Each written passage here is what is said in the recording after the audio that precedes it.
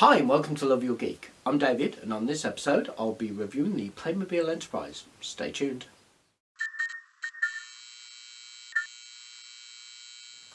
So, the Playmobil Enterprise. As you can see, it comes in quite a big box, but it needs to be when the ship is constructed. It's 40 inches long by 19 inches wide, so a very big model. I'll be constructing that in just a second and walking you through it. As it took over an hour to add all the stickers and to construct this toy, I thought it'd be simpler just to go through the instruction manual and a speeded up video to show you the process. So the first page is an introduction to the ship. The second page explains how you can use a mobile phone as the view screen, about the USB port, about the engineering section. The next page simply tells you that the model can be hung and that you can play with it by taking off different sections. The next one is a breakdown of the characters and a look at the stickers that you will be needing to add into the model, as well as the lenticular they use as the view screen, which is a really nice feature and we'll come back to that later. The next page is yet again more stickers. There are so many stickers with this thing. The next one, again, more stickers and the correct way of placing them. Again, I will come back to that later with much better pictures. Then there is the little control door under the main view screen for you to put all the bits and pieces like the phasers and the communicators. The correct placement for the back and, yep, more stickers. This is how to put all the pegs in place to hold the ship together, i.e. the saucer section and the nacelles. So this is how you construct the stand and dock the saucer section with the stand. I have to say, it is actually really well designed. How to construct the bridge module, electronics part, and yep, more stickers. This is how you finish the bridge module off, and then these stickers for the pylons and the pegs for the pylons to get ready for the nacelles. This is the wiring for the nacelles. All the wires run to a main console in the engineering section, which again, nice thought. These are the stickers and the pegs for that engineering section and the correct way of wiring it. Again, really well thought out, very simple to do. This shows you where to place the lenticular stickers, which I will cover later, and how they hide the wires that run through the ship. This is, yep, more sticker placement and the wiring placement for the nacelles.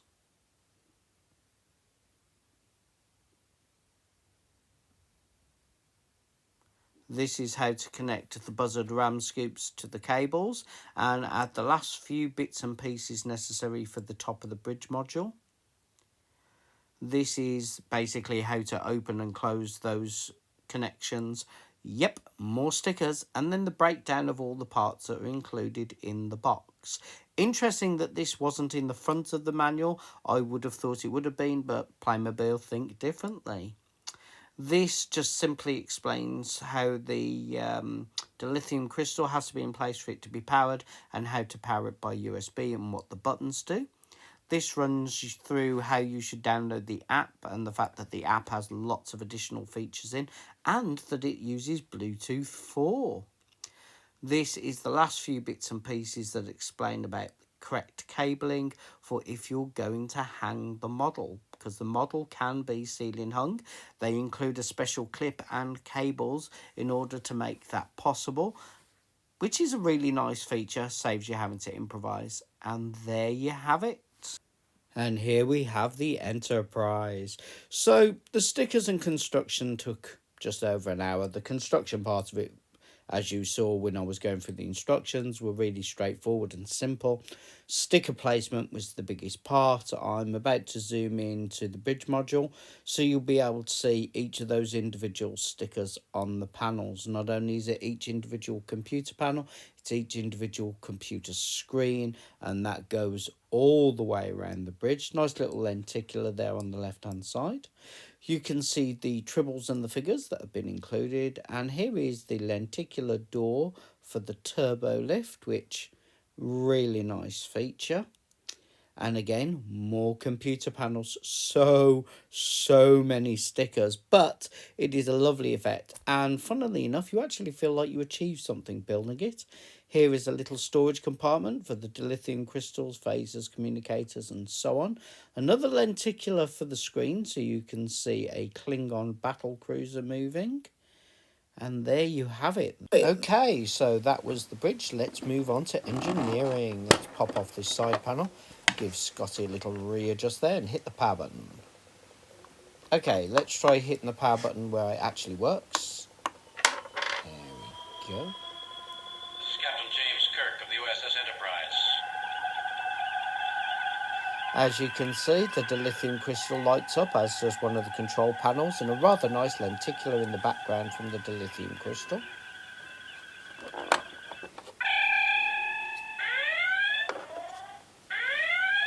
So that's the noise when you disconnect the crystal. Now, the bridge control panels will no longer work. You just get this ambient background noise until you reconnect the crystal or power down. If you power down, you only get that chirping noise. Not sure why it's a communicator chirping noise, but that's the noise they went with. And then once you reconnect your crystal, you get your power back on. Kirk of the USS Enterprise.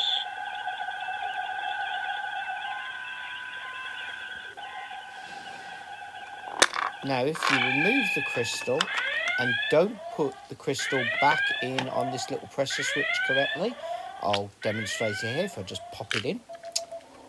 Oh, hang on, let's have another go at this. If we just pop it in, but don't put it on the pressure plate properly, you can see that the buttons do not work. It will not let me use a command function until I reconnect the crystal in the proper place on the pressure pad and then pop that back in. And talking of fully functional, let's go see what happens when we use the app. Okay, so I'll just click into the app. This is the loading screen. We have a little disclaimer, and then we get on to the actual objective sections. So we'll start with the augmented reality missions, and we'll work our way through.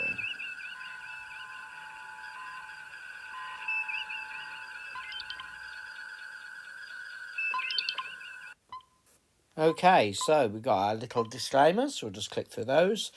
Then you've got to line your model up with the camera to make sure that all the animation works correctly.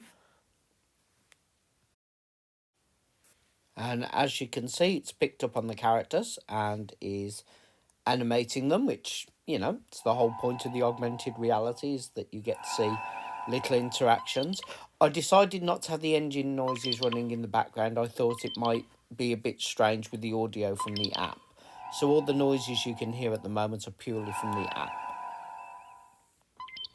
And this is one of the game missions.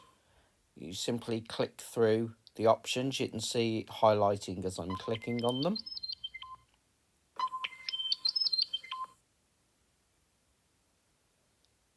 And yes, it basically just runs through one of the game missions in the augmented reality section. So let's click away from this. Okay, so I'm going to skip coach mode for now, because that enables you to play a game without the augmented reality. I played one, it takes about 6 minutes, and I'll include that at the end of the video.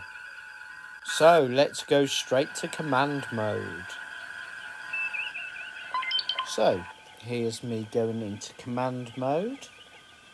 The 3 buttons at the top are the same as the ones on the bridge, so you've got the alert, the torpedo, and the warp drive.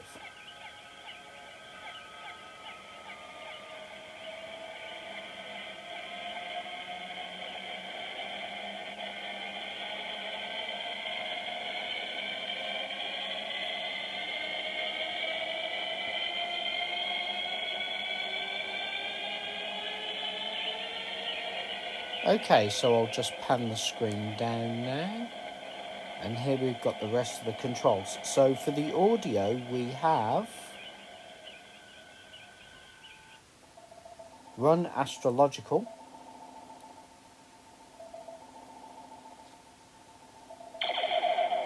Torpedo Fire, Bridge Ambience. We've got a wonderful slide control down the bottom here for the volume of the ship, so if you've got it running in the background you can tweak the ambient noise down. After that we've got the bosun's whistle, the red alert again,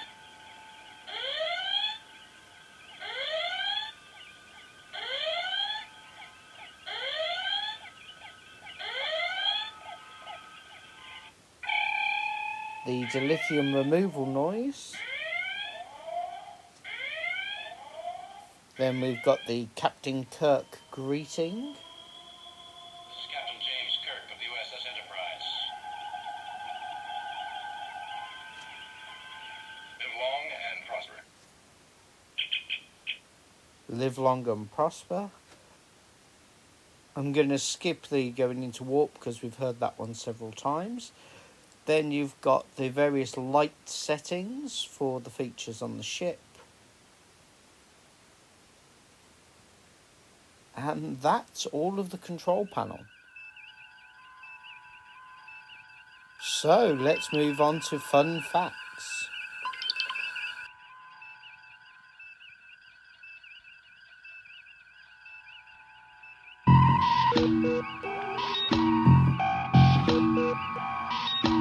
Live long and prosper.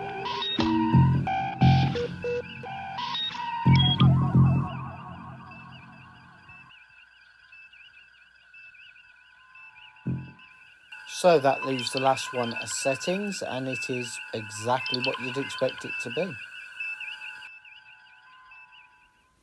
Now, when it comes to powering the Enterprise, you have two options. The first is 3 batteries hidden behind this computer panel in main engineering.